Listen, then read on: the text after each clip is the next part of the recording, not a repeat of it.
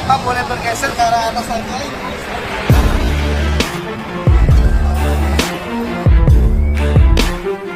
Ajur Ima.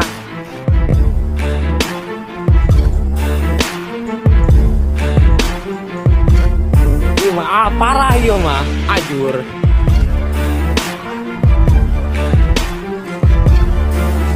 Kejadian ya di Picung ya.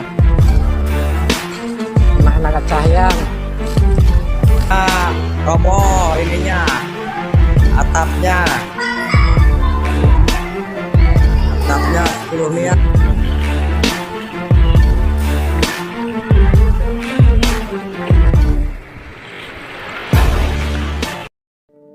Info gempa bumi terkini hari ini.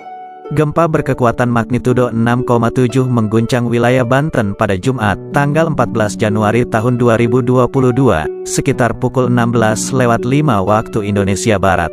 Badan Meteorologi, Klimatologi dan Geofisika, BMKG, melaporkan, dampak guncangan gempa tersebut dirasakan di banyak wilayah seperti di daerah Cikesik dan Panimbang. Getaran itu membuat masyarakat berlarian keluar rumah. Getaran gempa juga terasa di Labuan dan Sumur, Tangerang Selatan, Lembang, Kota Bogor, Pelabuhan Ratu, Kalianda, dan Bandar Lampung. Adapun getaran gempa di Anyer dirasakan dalam rumah dengan getaran yang menyerupai truk berlalu.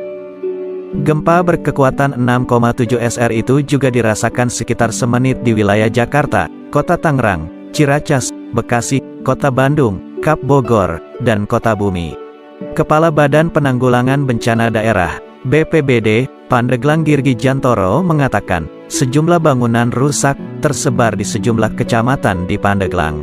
Kerusakan juga dilaporkan terjadi di Desa Kaduagung Timur, Kecamatan Cibadak, Kabupaten Lebak, Banten, salah satunya rumah milik Arina, 65. Hingga saat ini masih melakukan pendataan kerusakan yang terjadi. Sementara untuk korban jiwa, belum ada pungkasnya. Hingga kini belum diketahui berapa jumlah total kerusakan akibat gempa bumi tersebut. Ini video amatir warga dampak kerusakan bangunan yang dialami di beberapa tempat.